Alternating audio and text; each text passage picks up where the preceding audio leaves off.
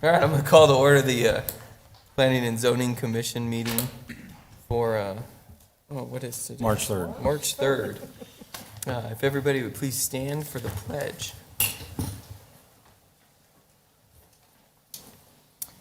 I pledge allegiance to the flag of the United States of America and to the republic for which it stands, one nation, under God, indivisible, with liberty and justice for all. Makes me happy every time. All right. With that, Natalie, would you please call the roll? Member Hubbard, Here. Member Garza, Here. Member Peters, Here. Vice Chairman Benedict, Here. Member Estrada, Here. Member Dugan, Here. Chairman Miller. Here. All right, and Director, do we have any changes to the agenda? No changes this evening, Mr. Chair. All right. So, with that, did everybody get a chance to review the minutes from last meeting? Mr. Chairman, I move to approve the minutes of the last meeting. Second. I have a motion and a second. Any discussion? Hearing none, all in favor say aye. Aye. All opposed? Motion carries. All right. Consent agenda. Very exciting. So we've got a couple of these now. Excited that we added them on. So this evening, we've got a couple of items on the consent agenda. Anybody from the commission and/or public has the right to pull the items from the consent agenda. So at this time, I will open it up if there's anybody that has any requests.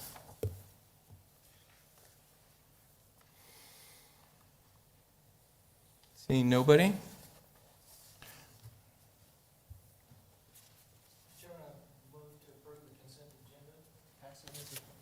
What Yeah. are you supposed to say? Yeah, that's it. I'll Make a second that motion to motion. approve the consent agenda. And a second. There you go. All right, no discussion. All in favor, say aye. Aye. All right. There we go. Moving into new business. All right, so for those of you that are here, maybe for the first time, staff will present the agenda item to the commission. Commission will get the opportunity to ask any questions, get clarification from staff. From there, we would bring up the applicant and/or their representative. At that time, they can add any additional information, presentation, answer any questions that the commission may have. And then once that's completed, we will open it up to the public. So if you're here from the public, we'll give you an opportunity to speak on the agenda item. Once that's done, if there's any follow-up, we will bring forward or either have staff or bring forward the applicant. So we won't have a discussion at the podium, but if you have questions, we can write them down and make sure that they're answered. So with that, we'll start with our first agenda item, public hearing consider approval requested by T-Mobile for conditional use permit, DSA-22-00002. Good evening, Commissioners. T-Mobile is requesting a conditional use permit for a wireless telecommunication tower, 54 feet in height, located within the Paul Mason Sports Complex at 2527 North Pinal Avenue. You can see the red dot kind of showing the location of the proposed tower. So T-Mobile is proposing to co-locate wireless antennas on a replacement light pole with the ground equipment and a new, located in a new enclosed area. The proposed light pole will be painted to match the existing light poles. The proposed antennas are located below the height of the lights. You can see them highlighted in red, and then the new ground equipment will be behind a block wall painted to match other buildings out at the site. When looking at the review criteria, the top 5 review criteria are the typical conditional use criteria, and then we have additional wireless telecommunication criteria that we look at. All has been covered in your staff report. We're just going to concentrate on a couple here tonight. The first one is that the proposed use will have no adverse effect on abutting property. No adverse effect is expected. are anticipated with this request. The antenna equipment will be mounted below the height of the existing ball field lights and will seamlessly blend in with the other ball field lights. Additionally, the light pole is located no closer than 360 feet from any adjoining property. The second item that we'll look at is the conditions stated in the approval are deemed necessary to protect the public health, safety, and general welfare. The conditions that we've imposed for this particular project is provide a dust-free surface on the access drive to the equipment compound, and then match the equipment compound block wall with any existing structures located within the park. And where possible, allow for the co-location of additional and carriers on the tower. These conditions have been discussed with the applicant, and they concur with all of them. In regards to notification, we met or exceeded all requirements. We did not receive any inquiries regarding this request. So in conclusion, staff recommends the commission approve the conditional use permit and associated resolution with the following conditions as previously stated. Any questions? Any questions for staff? No? All right, no questions for staff. And then at this time, an applicant and/or their representative like to come forward. Thank you for joining us this evening. Please state your name and address for the record. Yes, good evening, Mr. Chairman, members of the Commission. My name is Declan Murphy, representing T-Mobile, 8283 North Hayden Road, Scottsdale, Arizona. I don't have much to add to Joel's presentation, but I would be happy to ask or answer any questions you may have. All right. Any questions for the applicant? No? All right. Well, we made it easy for you tonight, so thank you for joining us. Appreciate your time. Thank you. All right. At this time, then, I'll open it up to the public. Would anybody from the public like to speak to this agenda item? Seeing nobody, I will close the public portion and bring it back to the commission. Mr. Chairman, I moved request by T-Mobile for a conditional use permit for DSA-22-0002 with recommendations from the staff. Second. I have a motion and a second. Any discussion?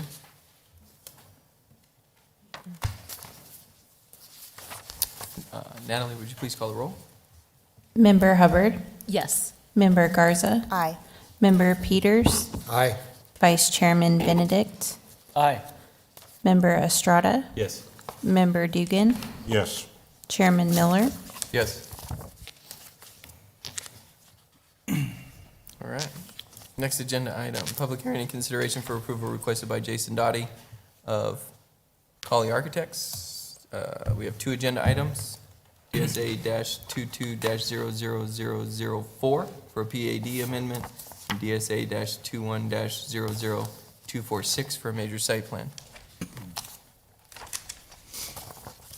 So Colley Architects is requesting two items tonight. The first is an amendment to the Villago Village Planned Area Development zoning to allow car wash as a permitted use rather than a conditional use, and to modify the setbacks for the shade canopies for the car wash. The second request is for the major site plan to allow for the development of a car wash upon a 1-acre site generally located within Villago Village commercial area on the southwest corner of McCartney Road and Pinal Avenue. You can see the specific site highlighted in yellow, the furthest south side of the Villago Village commercial area. The request is to develop a 4,600 square foot automatic car wash. The site will propose 3 queuing lanes that funnel into one automatic bay with 25 covered and uncovered vacuum stations. You can see a rendering of the proposed car wash below. Just to review the site plan real quick, the tunnel's kind of in the middle of the site plan. The furthest south is the 3 lanes that is the entrance to the car wash, and then you'll see the shaded areas are the canopies and the parking and vacuum stations. When looking at the review criteria, the PAD and the major site plan have very similar review criteria. They're viewed a little different when we review them, but we're just going to concentrate on 3 of them tonight. all of them have been covered in your staff report. So the first one is the conformance to the city zoning ordinance, and this mainly applies to the PAD request. The PAD zoning outlines the allowed uses for the commercial area. Auto washing facility was interpreted to be included in this list as a conditional use. The proposed PAD amendment modifies the car wash use from a conditional use to a permitted use. And the second amendment within the PAD modifies the setback for the vacuum stations and pay area canopies to 7 feet. This ensures an aesthetic quality will be met by the colorful canopies, as well as provide a comfortable area for employees and customers in summer months. You can see an image of what the canopies are proposed to look like. They're open on 4 sides, so they have limited bulk and mass affecting the surrounding properties. The next item is the impact on the plan on existing and anticipated traffic. A traffic impact analysis was provided with the submittal. The applicant will be adding an additional entrance into Villago Village commercial area. A right decel turn lane will be provided to this access point. ADOT and the city traffic engineer have approved the proposed plan. You can see there's a north driveway shown on the screen, and then the added one is the number 2 south driveway. The next item is the adequacy of the plan with respect to land use. In conjunction with this request, the applicant is requesting to subdivide the existing lot into 2 lots. The proposed site plan has been thoroughly reviewed, and the site has been determined to be adequate in regards to the proposed uses and design with or without the approval of the parcel split. That parcel split is just considered a final plat and will go to council. You can see the red outline is the full parcel. The yellow is where they're going to be splitting that parcel into 2. In regards to notification, again, we met or exceeded all requirements by the city, and we did not receive any inquiries regarding this request. In conclusion, staff recommends the Planning Commission approve DSA 22-00004, an amendment to the Villago Village Planned Area Development Zoning to modify the setbacks for shade canopies and amend the car wash use to a permitted use. And secondly, staff recommends the Planning Commission approve the major site plan to allow the development for an automatic car wash upon a 1.05 acre site. Can I ask her any questions? Any questions? Member Benedict? Back to the map, what I'm getting to is we're changing the PAD, how much area are we now allowing? We're moving it from conditional use to permitted use.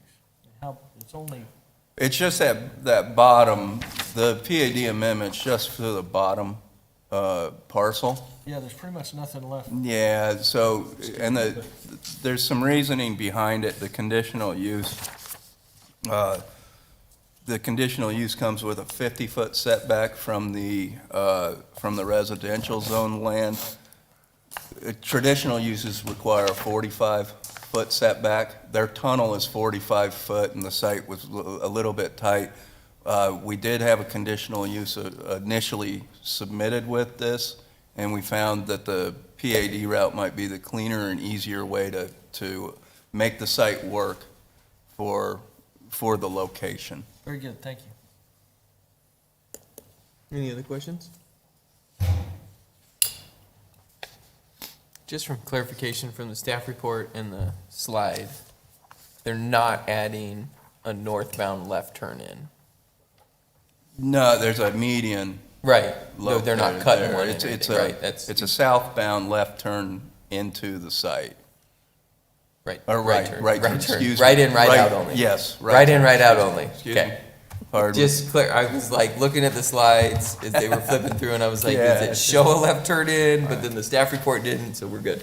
All right, I need a good night's sleep, Robert. that's okay. Any other questions? No? All right, at this time, then I would welcome the applicant and/or their representative if they would like to come forward. Thank you for joining us this evening. Did I say that?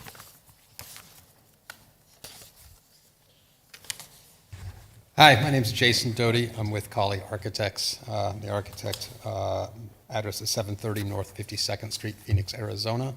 I'm here to answer any questions you might have. Mr. Horn gave a great presentation, so I really don't have much more to add to that other than this is our third car wash here. We'd love to do another one after this, so what have you got for me? Get some clean cars around here, huh? Yep. All right. Do you have any questions for the applicant?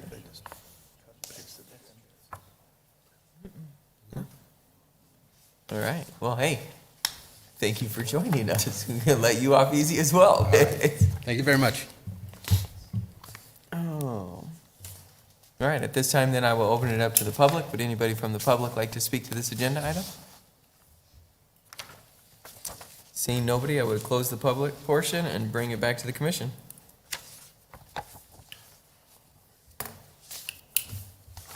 Go ahead. Mr. Chairman, Yeah.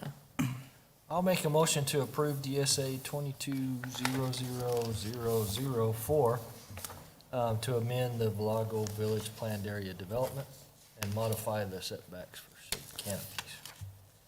I'll And second. amend the canopies as a use permit, to a permitted use. Okay, I'll second that motion. Very well said. So I have a motion and a second. Any discussion? Hearing none. Natalie, would you please call the roll? Member Hubbard, Yes. Member Garza, Aye. Member Peters, Aye. Vice Chairman Benedict, Yes. Member Estrada, Yes. Member Dugan, Yes. Chairman Miller. Yes.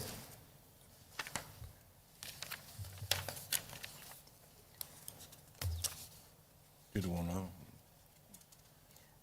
You gotta do that one.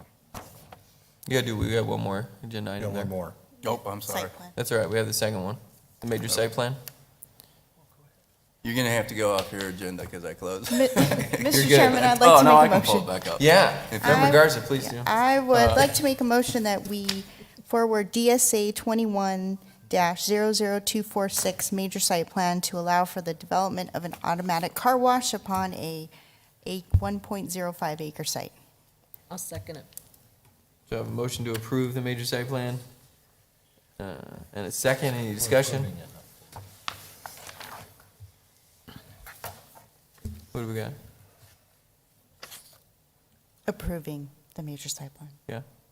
not recommending. Yeah, we're good. You're good? All right. Any discussion? Please? No? Natalie, would you please call the roll? Member Hubbard, Yes. Member Garza, Aye. Member Peters, Aye. Vice Chairman Benedict, Yes. Member Estrada, Yes. Member Dugan, Yes. Chairman Miller. Yes. All right. Next agenda. Mr. Chairman, I have to excuse myself because I'm part of the project under next event, so I have to excuse myself. Okay? Yep.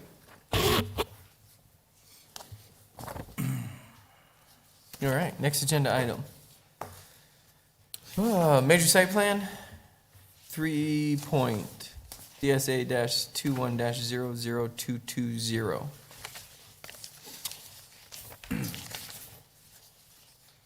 So Capital Development Group's requesting a major site plan to create a build-to-rent community generally located west of Pinal Avenue and south of Courtson Road.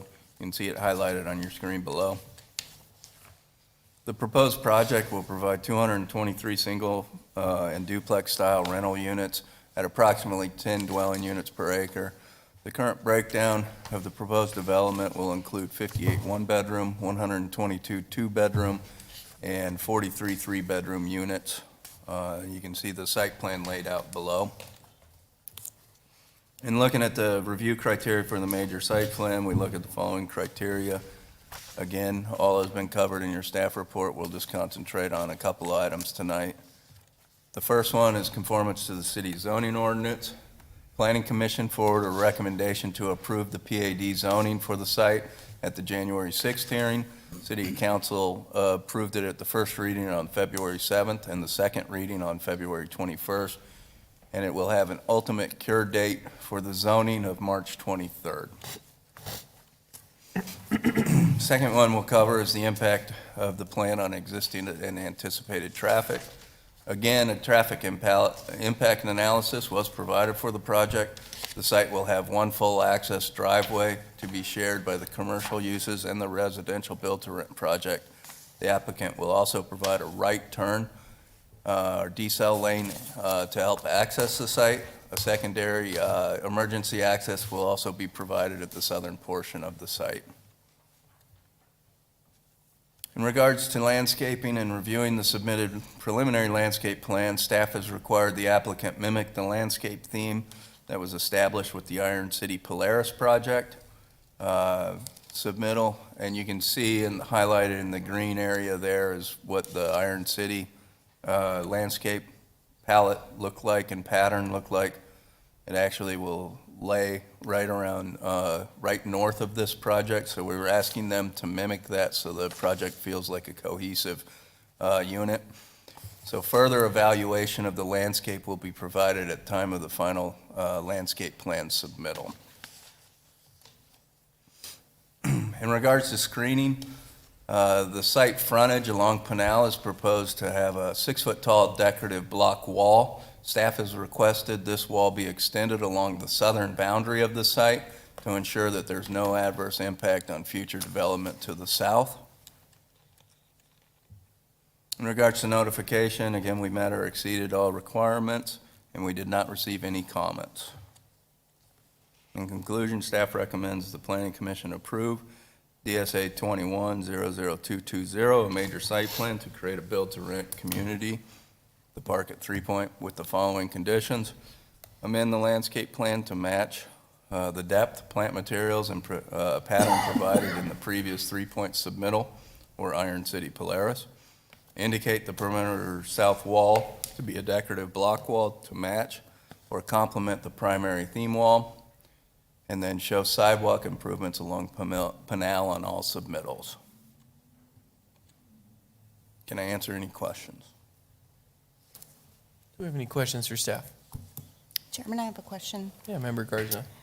Joe, is primary access a public street? Is it considered a public street, or is this a private street? No, it'll be private. It'll be private, maintained by Polaris and the developer? Mhm. Okay. And then I believe the site's gated once you get into the actual build-to-rent area. Yeah, I as was well. just wondering about whether So, that's going to yeah. be a city-owned street. Thank you. Any other questions for staff?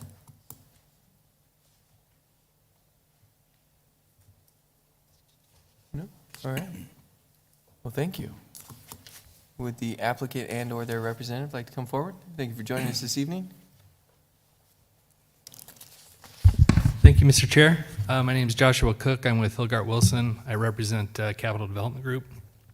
My address is 2141 East Highland Avenue, or Highland Street, in Phoenix, Arizona, 85016, with Hilgart Wilson. Oh, sorry. I'm his backup. Yeah, it's great. Is there anything you'd like to add or? We just comment had a question about the landscape Yeah. stipulation, to get some clarification on that. Is the amendment to that just referring to the Pinal Avenue or the entire site? Just, I believe, staff can confirm, but I believe just along Pinal Avenue. Just Correct. Okay. Yeah, it's just mimicking that street frontage landscape that we've previously had submitted with them. Okay. So, follow-up question to that. If what we're proposing exceeds what Polaris proposed, can Polaris mimic ours? And what would be required to do that? So the Polaris dealership, final landscape plan's in review right now, and conveniently, Hilgart Wilson is the one who submitted that. That's correct. So I am reviewing it now, so we're happy to amend it to work either way, Josh. Thank you. I think as long as we're meeting the landscape code and having a symbiotic relationship Yeah. between the two, we would be fine with that. Okay. Are you okay with that? Yeah. Our client's fine with that. With regards to the southern wall, we amended the PAD narrative to address that, if I remember correctly. So we have no issue with the solid masonry wall. Great. Any questions for the applicant?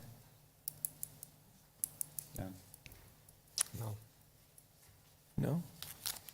Yeah, we're letting everybody off easy tonight. This is like, well, thank you for joining us this Thank evening. you. Appreciate it, and glad that you could get some clarification as well. So, all right, so at this time, then I'll open it up to the public. Would anybody from the public like to speak to this agenda item? Seeing nobody, I'll close the public portion. Bring it back to the commission. I'd like to make a motion. All right. An approval of the planning commission DSA-21-00220 for the major site plan to create and build to rent community for 3 Point, with the following conditions stated by staff. So I have a motion and a second. Any discussion? Hearing none. Natalie, would you please call the roll? Member Hubbard, Yes. Member Garza, Aye. Member Peters, Aye. Vice Chairman Benedict, Aye. Member Estrada, Yes. Chairman Miller. Yes. All right. Thank you. Good luck. All right. Next up, public hearing to consider forwarding a recommendation for approval to City Council for DSA-21-00-213 for a major amendment to the crossing planned area development. Yes. Sure, everything matched. Sorry. You're good. Do we need to wait for Chairman Duke, or Commissioner Dugan to come You back? can. Okay. You're more than welcome to wait for him to join us, rejoin us. Or not, it's up to you. Yes, exactly. You know, hey, you're driving this boat, all right? All right, oh, that's right. Why would we proceed without you? Is the bigger question. All right. All right. Jacqueline, take it away. All right, Chairman Miller, members of the commission. The next item on the agenda is request by RVI Planning for a major amendment to the Crossings Planned Area Development. It is located just south of Florence Boulevard between Hennis Road alignment and Villa de Cielo. The site is 27.6 acres, and the proposal is to introduce 18.7 acres of multifamily for a proposed build-to-rent development of approximately 201 units at a density of 10.6 dwelling units per acre. The major site plan is currently under review and will come to the commission at a later date. And the proposal will also reduce the commercial area to 8.9 acres along Florence. There's no current proposal at this time. Regarding the PAD review criteria, again here, this is the criteria that's outlined in more detail in the staff report. I'll be going over the highlighted items. Regarding a conformance with the city's general plan, the site is located between the community corridor and neighborhoods land use category. Community corridor allows for residential development, medium and high density residential development up to 25 dwelling units per acre, and neighborhoods allows for high density up to 20 dwelling units per acre on sites 20 acres or less. So the proposed development, again, is at 18.7 acres at 10.6 dwelling units per acre, meeting the requirement under the neighborhoods land use category. And regarding goals and action steps, to encourage a variety of neighborhood design and development patterns, and encourages a range of neighborhood types, densities, and building design within the PAD and throughout the city. Looking at the zoning ordinance and land use areas, the build-to-rent or multifamily site will be subject to the 2021 residential design standards for planned area developments. Staff will ensure the design standards are met at time of major site plan. As far as commercial, the standards were updated to include the front and corner setbacks to 15 feet to better align with the general plan design recommendations for community corridor, as well as allowed for a maximum height of 50 feet or 4 stories. This was allowed in the original PAD, however, it was limited to just a hotel or motel, so we just took that stipulation out. Regarding notification, the city and applicant met or exceeded the requirements, and I did not receive any comments or inquiries to date. So staff recommends the Planning Commission forward to City Council a recommendation to approve the Crossings Planned Area Development Request, DSA 21-00213, with the following conditions of record. This has been updated from the staff report as the technical modification has already been addressed by the applicant. So with that, happy to answer any questions the commission may have. Awesome, thank you. Any questions for the staff?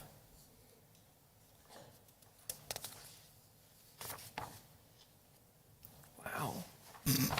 We don't want to ask anything tonight. You want to go home? Yes, So Member Hubbard.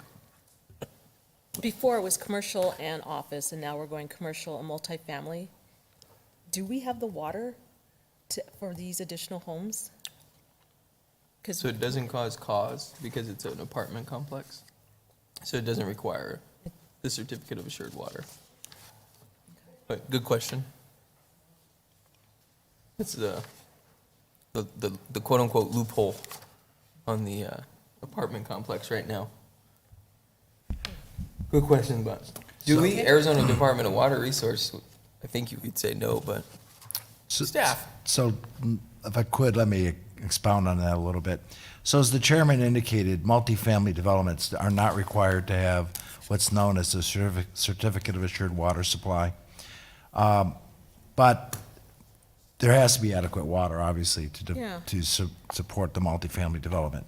So Arizona Water is the provider for water service for this. Arizona Water has the rights to draw a certain amount of groundwater out of the aquifer. So they just have a pool of available water that they can pull out and allocate to developments such as this. So they do have adequate rights for that. Sometimes what they do is they don't have an adequate amount of water in their existing wells, and they have to drill some new wells, but it's all within the context of how much groundwater they're allowed to pull out with their authorization from ADWR. Does that help answer your question? Yes, yeah. Excellent. Any other questions for staff? All right. With that, then I'll invite the applicant and/or their representative. Please come forward. Mr. Chair, members of the commission, thank you for allowing me to be here tonight. My name is Kyle Barkello with RVI Planning and Landscape Architecture in Tempe, Arizona. Just want to say thanks to staff for working through this PAD document. As you all know, this site was originally approved back in 2004, so you can see it's remained undeveloped since then. So we feel like we've struck that right balance between preserving commercial along Florence where it's critical. There's adequate access at that location, and it also keeps in mind the surrounding land use context with commercial sites further to the east and to the northwest of our site. But with that, I'd be happy to answer any questions the commission may have. Any questions for the applicant? Just one question. With all the multifamily bungalow-type residences going in, why the switch all of a sudden from commercial and office to commercial and multifamily? Is there? Yep, members of the commission. So when we looked at evaluating this site, we worked with the property owner who was starting to look around and figure out what the highest and best use for that property was. Currently, there's very low to no demand for office use in this location specifically. So then you start to think about, okay, how about commercial? So if we were to maintain that to be commercial, you evaluate all the factors that go into that. And a couple of things that really hurt this project were exposure to Florence Boulevard, the busiest roadway. So you're so far down south off of Florence Boulevard, so you're just not getting that exposure that a lot of commercial development seeks. Additionally, you have a skinny, long site, so the configuration of the site really didn't allow for a lot of flexibility for development in that commercial. And I think in the context of the surrounding uses, as I mentioned, you see in the yellow, that's going to be a townhome development. So we anticipated a multifamily would be a good transition use to the commercial to the north.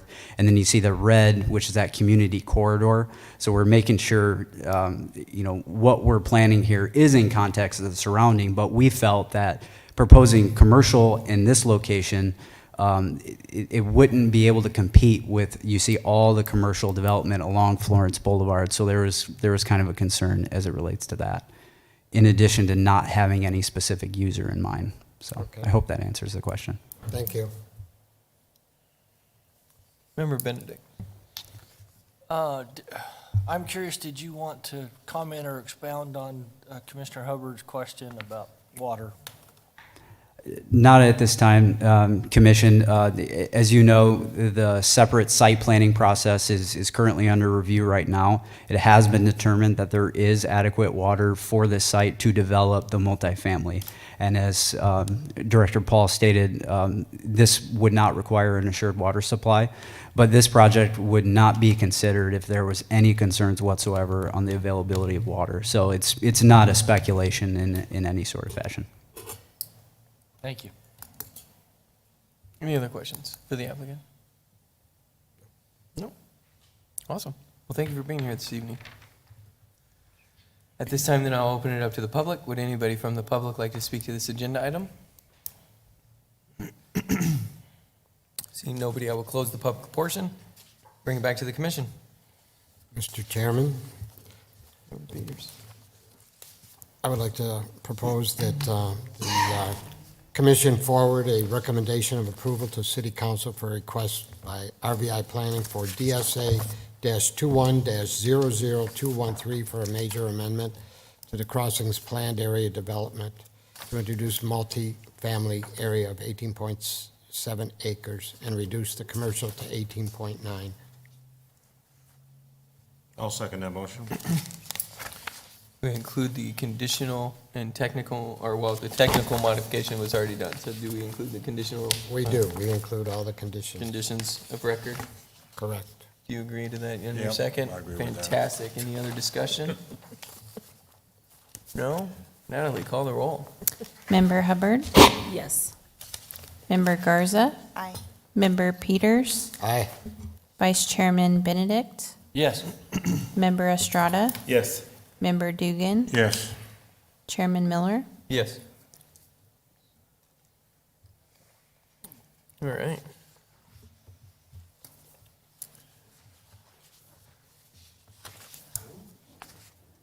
I'm gonna take my time on this one.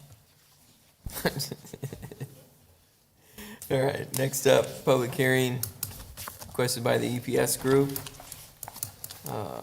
DSA-21-00-157 for preliminary plat, Sonoran Heights, as well as DSA-21-00-211, looking for considering of forwarding a recommendation of approval to City Council for a subdivision variance.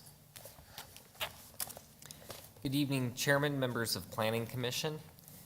So as you introduced, this is a request for both a preliminary plat and a subdivision variance. Firstly, I'll cover the request for the preliminary plat for Sonoran Heights. The request is for 1,039 single-family lots, which would sit on approximately 242 acres. Now, approximately 234 acres were zoned R2 back in November of 2021 by council. It had been a single-family PAD by and large and went to R2 to accommodate a single-family neighborhood. And then approximately 8 acres of which are pending a zone change from PAD to R2. That's going to go to the March 7th council. But in totality, the 242 acres will contain these 1,039 proposed lots, and the entire R2 area is subject to the following conditions of record. Essentially, the intention behind it is to not allow multifamily development, but rather single-family development. The R2 allows single-family on lots smaller and narrower than what would be allowed as a single-family PAD zone. And then there's some specific conditions of record that require this to be developed in a way to ensure good design as if it were a single-family residential PAD. So there's some specifics that have to be adhered to in terms of following the residential design standards for planned area development, for housing product, and other design elements. This specific zoning was approved with a minimum of 15% open space. I know that you had considered a number of R2 requests following this one where 20% was the minimum. Fortunately, during the review of the preliminary landscape plan provided with this plat, they are proposing 19%, so 4% greater than the minimum stipulated with this zoning. When reviewing preliminary plats, there are various criteria that we look at to ensure compatibility with the code. And the first one is basic conformance with the R2 zoning. So in the R2 zone, 5,000 square feet is the minimum lot size, and 45 feet is the minimum lot width. The plat does meet that. In fact, there's no lot smaller than 5,175 square feet. They do range up to 7,500 square feet in size. About half of the lots are the minimum width of 45, but then about 32% are 50 feet wide. And then there are 65 lots throughout the subdivision that are have a minimum width of 60 feet. We also had to look at the conformance with particular PAD design guidelines, subject to the fact that this R2 had conditions of record requiring that. So it was also evaluated for the requirement in terms of open space, streetscapes, entrances and perimeter walls, and then some other aspects like the front yard landscaping and fence returns and housing product will be a review that takes place at a later stage during the time of housing product and plot plan review. Another criteria we look at is drainage and accommodation of developed flows. So there was a preliminary drainage report provided, and it was reviewed by staff and found acceptable. Essentially, it is an analysis of both historic flows and developed flows to ensure that sites surrounding this area aren't negatively impacted and any of the developed flow is retained appropriately on the site by means of retention basins. Regarding utility access, there is a technical modification which requires them to adequately show the provision of a 20-foot wide sewer easement to run along the north side of the property. That was just a mistake to have omitted that. They identified it as another easement, and so they are in agreement to make that change. We have a map of dedication already in review to establish that sewer easement. That was necessary because there are plans to run a sewer line in that easement to serve as a reliever to the Florence Boulevard line for some projects surrounding this site. Regarding access to public roads, this site has 6 access points along Hennis, which is to the west, Kacharis to the east, Early to the south, and Florence. Currently, all of these roads are either undeveloped or, in the case of Early Road, underdeveloped. As the site goes to develop, there will be half-street improvements made. And when I speak about half-street, essentially it is to ensure that two-way traffic can be accommodated along with sidewalk, curb, gutter, street lights.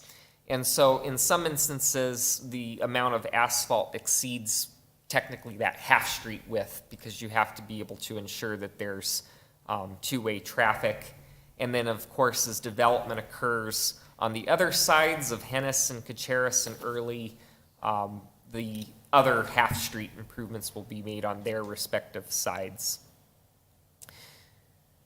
One of the technical modifications, however, is they do need to revise their phasing plan to ensure that the site does indeed have adequate access to external streets, and also design and construction for that portion of Hennis Road between the developed portion of Sonoran Heights and Florence Boulevard will require further coordination as to the extent of the timing of the improvements. Fortunately, the case you heard just before mine, the crossings will also involve half-street improvements on their side. So we actually anticipate that Hennis Road will be extended to Florence fairly quickly, but we do have to examine the amount of improvements that are basically off-site to accommodate the traffic generated from Sonoran Heights. And then lastly, with regard to preliminary plat review criteria, we look at conformance with subdivision regulations. In the subdivision code, it speaks to block lengths within residential areas can be no more than 600 feet or no more than 12 times the minimum lot width required in the zone district. So in this case, since R2 allows a minimum lot width of 45 feet, that would basically mean that no block can be longer than 540 feet. So the applicant and staff have identified 12 locations throughout the site that have blocks that exceed that 540 feet. Because of that, it necessitates a variance. In Chapter 1612-300, a variance to the subdivision code can be granted by City Council prior to the approval of the final plat.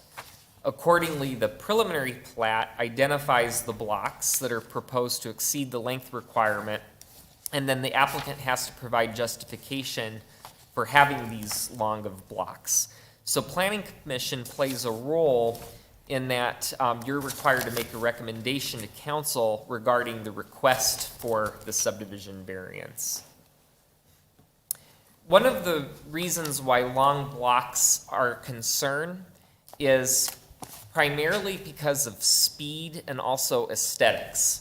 And although aesthetics is very subjective, I'll give you an example in what I would consider a bad example of a long block and a good example of a short block. So the top picture is a block length of 940 feet. And, whether or not you would agree that that aesthetically looks good or bad, certainly having a long straightaway like that does promote higher speeds, which really aren't appropriate along a local street. The longer and straighter a street is, it encourages fast travel speeds. Whereas in the bottom picture, the block's actually, almost half that which is required. It's only 340 feet.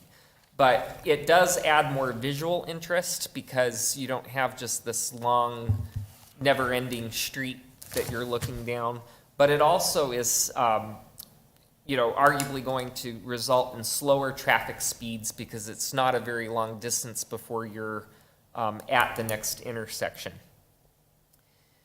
So in evaluating whether or not it's appropriate to support a long block, staff and the city traffic engineer are generally okay if there are measures that can be taken to reduce that speedway effect and potentially add more visual interest along long streets. And so among the criteria that have to be evaluated, the applicant did provide justification that met the various criteria, But one of the ways that they're helping offset that long block is by providing things such as pedestrian walkways mid-block, and also traffic calming measures known as chicanes, so that mid-block along these long blocks, it narrows the street width and sort of chokes the traffic down, so it causes a natural slowing. These are some examples of chicanes or otherwise some traffic calming measures.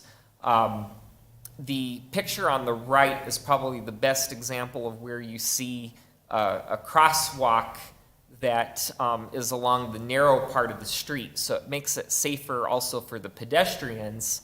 And the way that the design could work is it could be a crosswalk that continues on to a pedestrian walkway that cuts through the block. And by providing that pedestrian walkway, it does create a shorter block, not necessarily for vehicles, but for pedestrians. And sometimes that's really the primary goal in these neighborhoods where, you know, a person doesn't necessarily need to get in their car and drive a quarter of a mile to their neighborhood if they could just take a sidewalk and cut down to the street to the south. Ultimately, there's some benefit to not necessarily providing a lot of cut-through streets, because ultimately those streets would be the cities to maintain. And if they're not really going to have a lot of traffic on it, but just basically local neighborhood traffic, it could be considered quite a waste over time, whereas a pedestrian walkway through an HOA maintained track can be a win-win, because it offers some open space, and it's also an area that doesn't have to be as wide, and it is the responsibility of the HOA or the special maintenance district. There are some examples of traffic calming measures implemented throughout the city already that were designed to slow traffic. Within the Mission Royale subdivision, there was a mid-block roundabout put in on Agua Fria Lane, and that was put in along an extra long street, intended to slow the traffic down at the, at the midpoint, so that a speedway effect was minimized.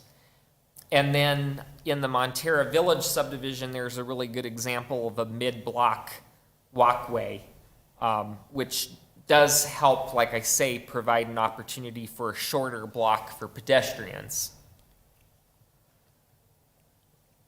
There's the subdivision proposed for Sonoran Heights does help or does intend to achieve that. These are some examples circled here where walkways are proposed to cut through the neighborhood that will help serve the purpose of connectivity without necessarily having to provide street connection. The street connection would make it a shorter block, but the argument is it's not necessary if there's other measures that could be implemented to both slow the traffic and still help connect one neighbor to the other by means of the walkways.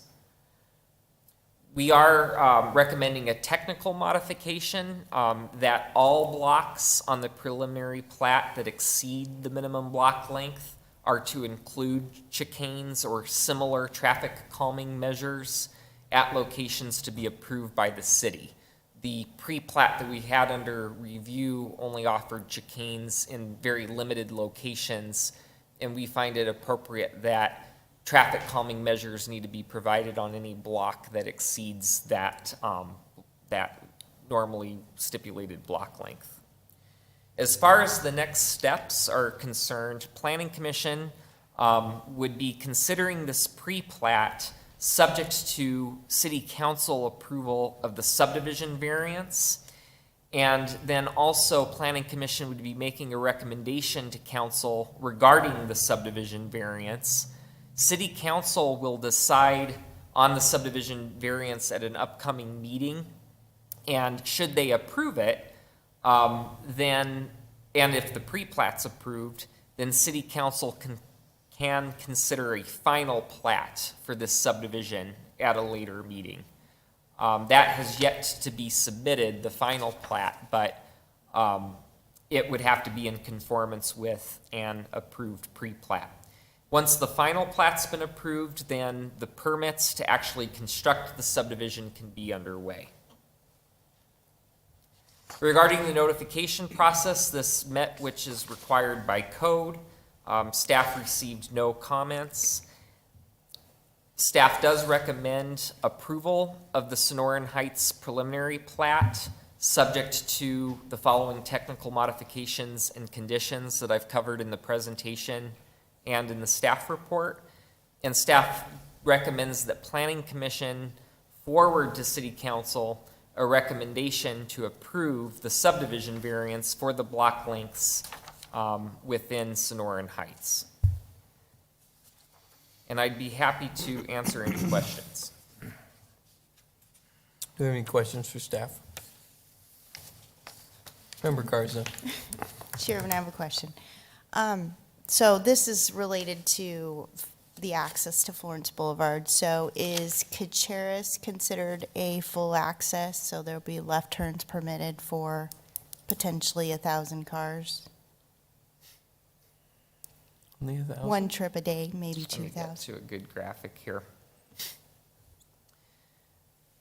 So there was a TIA done that evaluated both Sonoran Heights and Carlton Commons in one document. And so through the result of that analysis, it did talk about the overall distribution of traffic. There will ultimately, of course, need to be, it's going to be reliant upon connections to Florence, not just via Kacharis, but also to Hennis. Hennis is a major arterial, so that's ultimately going to have greater capacity for traffic than Kacharis is. As far as the timing of either of those full streets reaching Florence are matters that have to be worked out between the city and the applicant.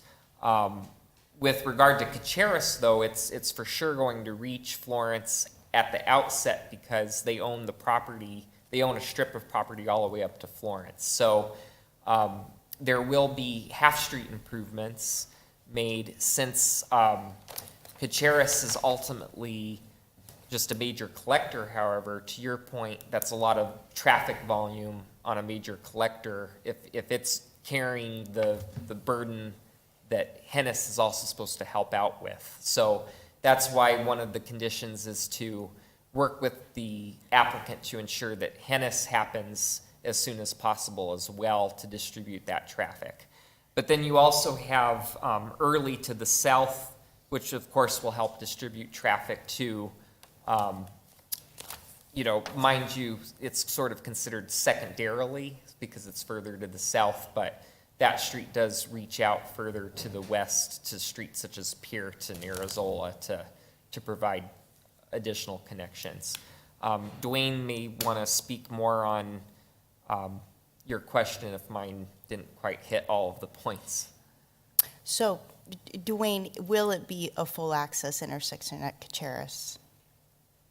That's my question. I know Jim talked around all of that, so that's why I need a yes or a no. So you're talking about the accesses from the development onto Kacharis? Well, from Florence, yeah. From Kacharis. From Kacharis onto onto Florence. Can you go right and left? Yes, Florence and From any Kacharis will direction. be a full access, probably a signal That answers will be my needed question. there. Hennis Road's a future 6-lane, so all the driveways and everything meet our access control policy. Okay, yeah. And the only thing with Kacharis is do we need a signal or not? Yeah, that's what I wanted to make sure there was going to be a traffic signal there. Hennis has a signal. No, at Kacharis. No, I know, but Hennis has one. I know. So assuming To me, that's, future development. yeah. If you did a right in, right out. I'm Your not sure what you medians. said. I'm just, That's why I'm playing street games, don't worry about it.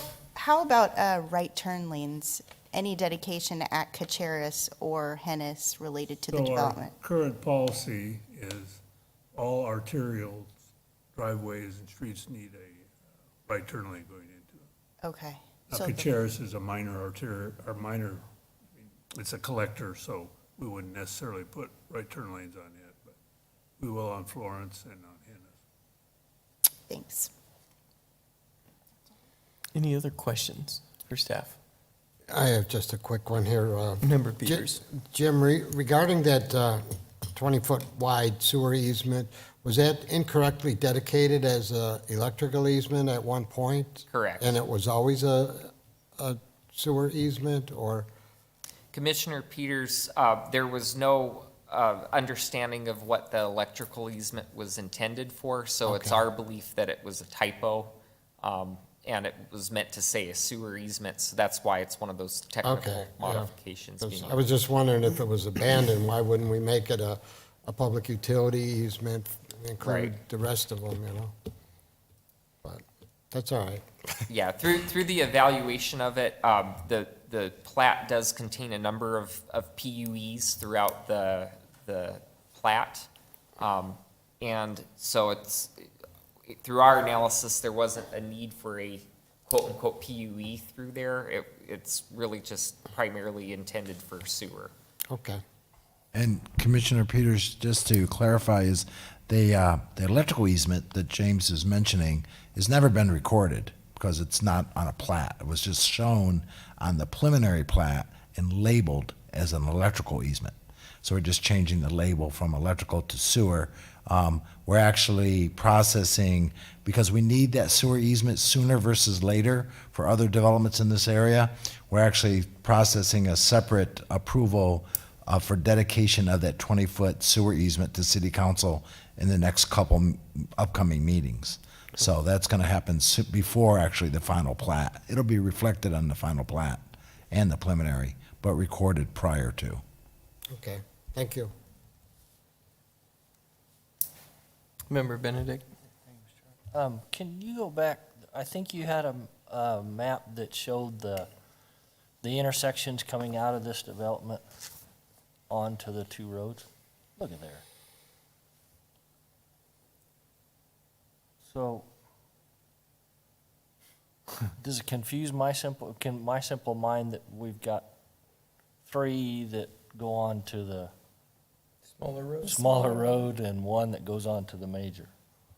Does that matter? Or So part of the reason is the access control standards for a collector are a lot different than a principal arterial. So it meets our access control standards. Now, as I mentioned, the signal up at Kacharis Court and Florence Boulevard, right now, the street on the north side of Florence is just a right in, right out. And that was because it didn't meet the signal warrants, but this, I'm sure will meet that, so that'll take care of that. And this road won't be 6 lanes, it'll only be, 2 in each direction, and so. I don't know, does that answer your question, or do you need? What's going to be on the other side then? Like What is the zoning of the other side of the road? yeah, on the east side of Kacharis, sorry. So there's currently, of course, there's half-street improvements adjacent to Siegel Suites that are there. Immediately south is property that is currently designated commercial and under review for a build-to-rent community, pending ultimately a zone change. But if that doesn't come to fruition, it's currently designated for commercial. South of the future right-of-way that you see there that would link this site also over to Camino Mercado, which I should point out. South of that right-of-way that you see has a final plat or a preliminary plat that's about to be submitted to be under review for a single-family residential neighborhood. So you're going to have single family, and then all these, and a smaller street on Kacharis. So we have a couple thousand Yeah, homes. that doesn't sound right. Chairman? Yeah, Member Garza. No, I was just going to mention that I think what Dwayne was trying to say for Hennis is he is trying to preserve access onto Hennis in the future, because Yeah, we're trying to do it better now. because 20 years from now, if we put 3 on there, So and we Hennis don't- is a major 6-lane road, So we don't have a Florence we're gonna Boulevard. have a problem. Right. That's the message I got, was that we're Yeah. trying to not have a whole bunch of little bitty ones going on to the main. My only concern would be to the comment of the traffic light, but I don't know that the traffic study doesn't say, does the traffic study say that there's gonna need a traffic light at Kacharis? Yes, I'm pretty sure it does. Yes. So Because I my only think- concern is all of a sudden, we just put in a traffic light at Camino Mercado, and then we're gonna have one at there, and then we're gonna have another one at Hennis, and we're just gonna keep a moving parking lot. one light at a Dwayne's time. going to time them properly, so. I'm telling you, I had this conversation earlier. I think he times it just, he watches the camera and puts the red light on me every time I drive down Florence. I thought that was me. Yeah. We programmed all the controls to recognize your car. That's right, that's right. I thought so. So yes, we are going to an adaptive traffic signal system along Florence Boulevard that we hope will make the traffic flow better. So And theoretically, you could drive one into the other without it ever stopping. Theoretically. Or is Like even that. Early Road, will that eventually go onto the freeway? Isn't there No, an it overpass? goes over the freeway. goes We It have- goes I know, but over it would we- currently. There's no on-ramp currently. I Yeah, we- know, but I'm We have just- no plans for We a don't have any plans, traffic interchange because we're there. doing, didn't we just approve a couple last month? Just, God, I don't know my directions, just west of Hennis? Like 1,000 homes? But this one was in front of us last month for a little correction, correct? Was it last month or the month before? I- It was just in front of us. I think Commissioner Hubbard's referring to Carlton Commons, Yeah, right? Oh, Which yeah. would have been west of this. because isn't that Um, another 1,000 homes? It is a lot of homes. It probably is 1,000, yes. It was using mostly Peart, but also some of this network, right? And so that's why we did one combined traffic impact analysis for that project and this one, to look at the cumulative impact of both on all of these networks, these street networks you're seeing here, the major ones, to see where improvements had to occur in terms of signalization and road widening. You know, one of the concerns I'm hearing expressed here is how much traffic can Kacharis Court handle between Early and Florence? Because you are going to have this residential subdivision on the west and another one on the east on the very near future. And so you need to keep in mind that the road, it's a major collector, 2 lanes in each, 4 lanes total, 2 in each direction with a center turn. Is that right, James? No, it actually is 1 lane in each direction with a center. Oh, okay, thank you. I can pull up the profile. No, it's okay.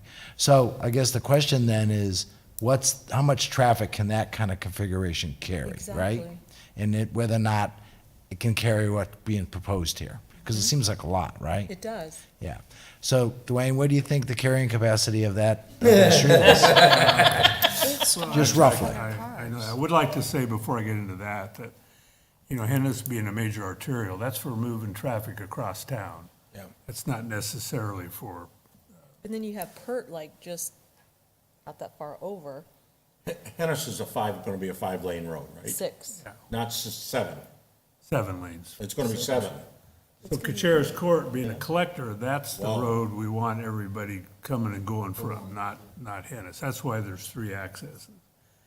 Now, as far as how much traffic can a road with 1 lane in each direction and a center turn lane, we normally think around 14,000 vehicles a day maximum.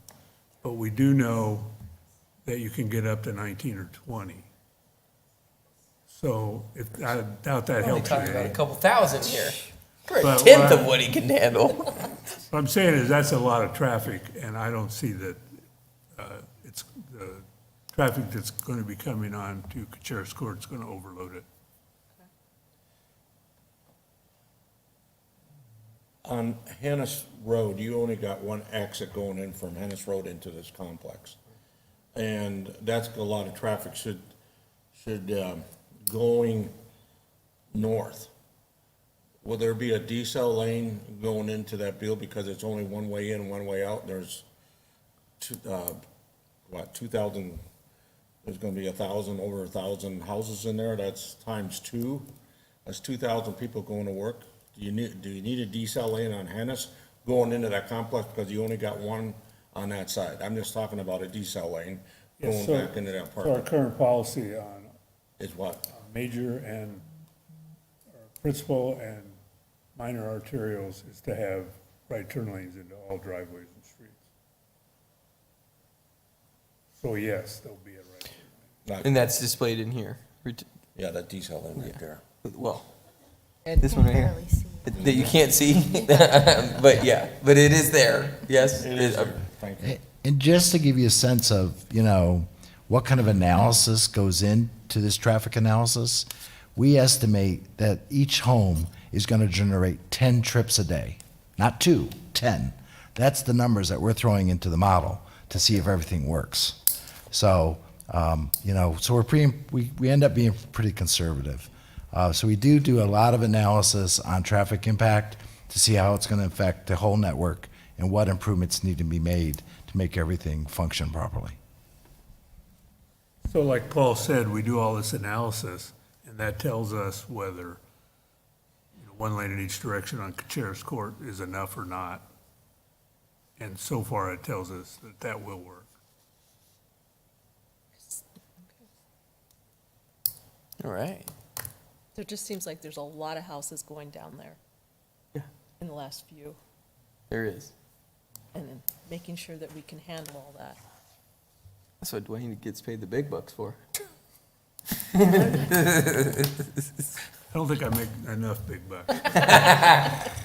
Also, I should point out that in the center of the development, I don't have it labeled, but where the outlet is onto Hennis, that's Dome Street, and it goes through the subdivision and it would currently terminate at Kacharis, but on the roadway plan, that actually continues all the way to Camino Mercado to the east, and then to the west, we're gonna work with, when we get that pre-plat, we're gonna work with that developer to better align Dome, because the aerial cuts it off here, or the picture cuts it off, so you can't see how it continues to the west, but there's an easy way to carry that roadway further to the west, so that way you have a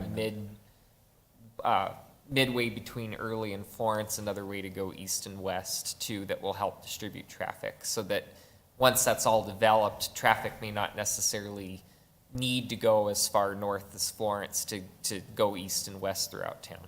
Yeah, So eventually Doan will go all the way from Camino Mercado to Treckle. Doesn't go through all that now, but we do have plans to go all through. So that's another east-west corridor Right, I that was trying to- people can use in the city. All right. Any other questions? Oh, Member Benedict. Since we haven't beat up the traffic guy enough because he gets paid so much. It's about the worst it's been. At least Or the best, maybe. So, the chicanes, is that Chicanes. Chicane, yeah. Chicanes. Okay, so those, so that's what we are recommending, I guess, for this.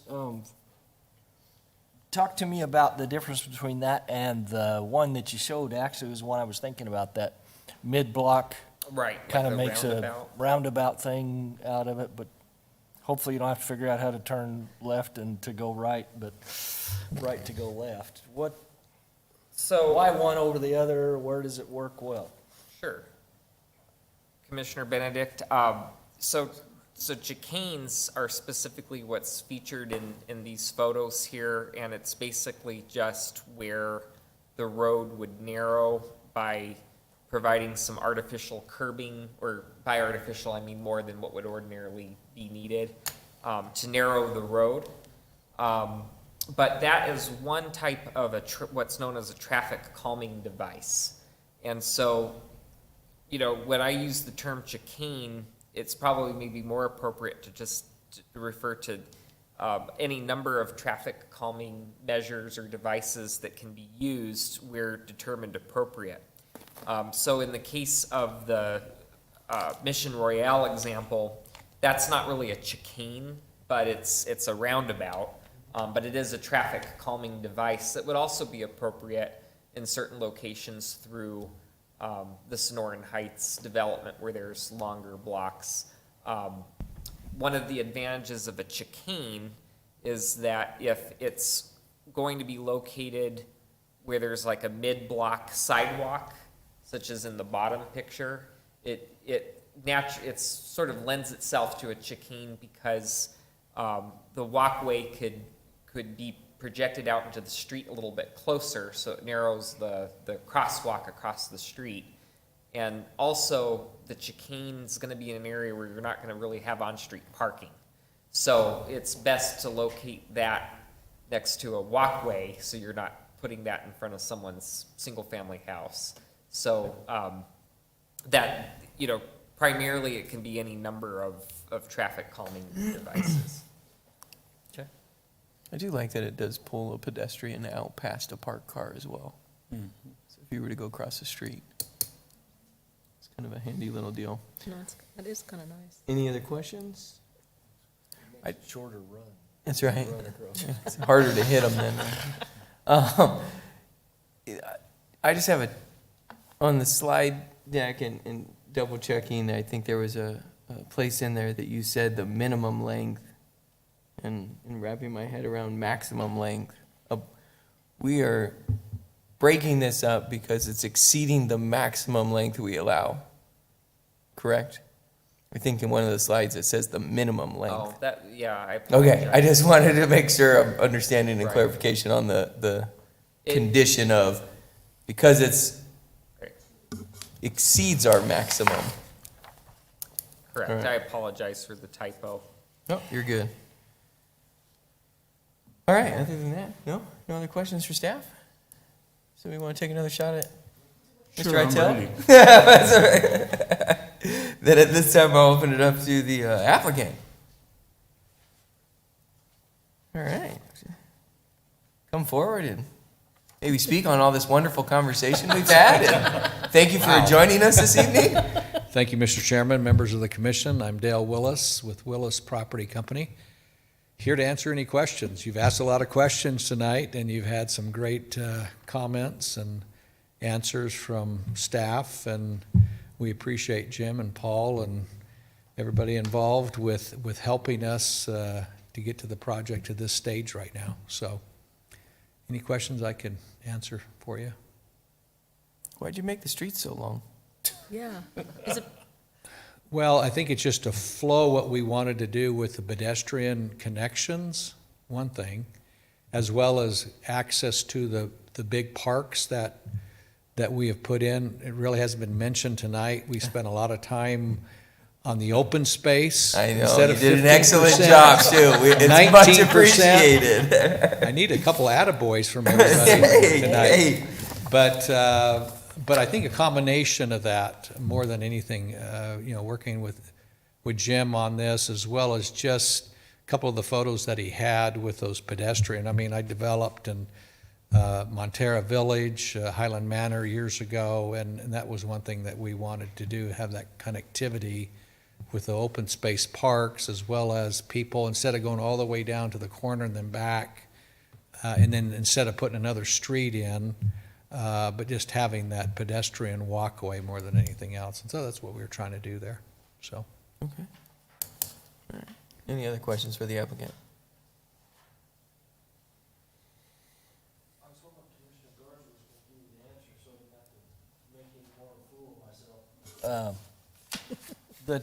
So I'll just go ahead and do it. So it'd be the northwest corner, doesn't have housing on it, is that right, the right spot? There's Got a few plans corners for that? there. Oh, yeah, that's a different zone. Yeah. Yeah, that's zoned differently. multifamily Multifamily. that we own. Yes, multifamily. That's what we took care of last meeting with the little. That's right. Remember the little 7 little acre? 7 acre sliver. Sure. Yeah. Yeah, got it. Sure enough, Yeah. made You a know, fool of myself. Thank You're you. good. There it You're is good, right don't there. worry. You've slept since the last meeting, so we'll let it slide this time. Thank you. Cool. Any other questions for the applicant? Good. No? Awesome. Well, thank you for Thank joining you. us this evening and being patient as we worked through that agenda and then riveting conversation. At this time, then, I will open it up to the public. Would anybody from the public like to speak to this agenda item? Seeing nobody come forward, I will close the public portion. Bring back to the commission.